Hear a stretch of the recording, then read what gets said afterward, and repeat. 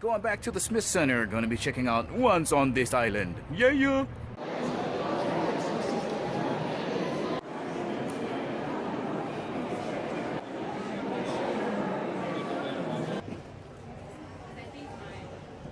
So I'm super glad that I got to see this play, but I am going to miss Mean Girls, and I'm pretty positive I'm going to miss the band visits. That's scheduled for June, but this play was excellent. So before the play, as I'm reading the director's notes in here, it basically said that they were inspired to do this play when they were in Haiti and they got invited to take part of a voodoo ceremony.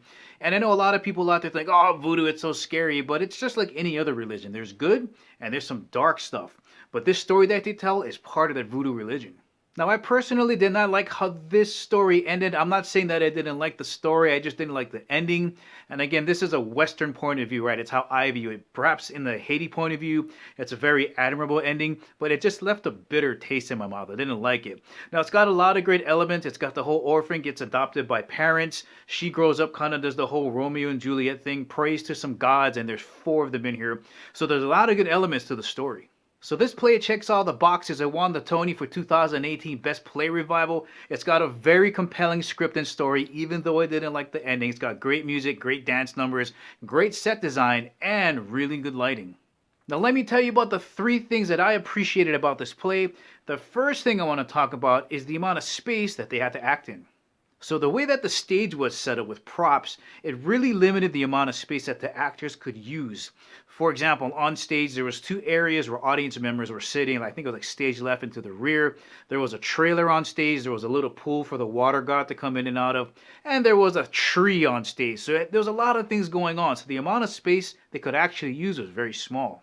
And they used every little bit of it. Instead of using the stage this way, they kind of layered it. So for example, there was a beach scene to start off with, so there was sand. They peeled it back and there was a bottom of a palace floor and people kind of swept up the sand. And then they covered it up again with something else. I can't remember, but it was layered on there. So just a really great way to make use of a very small acting space. And there are some very specific instances where I can remember that the use of lighting was outstanding. And the specific scene I'm talking about is when Timon was talking to the demon of death, saying, please take me, save my lover, oh. And then it was the dark side of the voodoo religion, like the way that they put the light on the demon of death and the way that the people were moving around. It was like the Indiana Jones scene where people were chanting, but the lighting, it just made me feel super intimidated. And for a brief second there, I forgot where I was.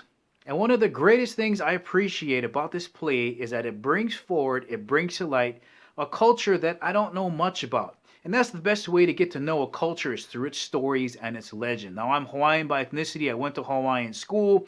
And when Moana came out, I was so happy that the world finally got to see just a sliver of what it's like to be Polynesian. So I'm very glad that Once on This Island is about the people from Haiti and even about voodooism. Well, alright guys, that's the ending of this video. I'm not too sure when the Smith Center is going to pop it back open for business, but when it does, I'll be back. Guys, hope you enjoyed the video. If you liked it, please give it the thumbs up. If you haven't subscribed to Kimo 365, please do. Remember, catch you guys laters.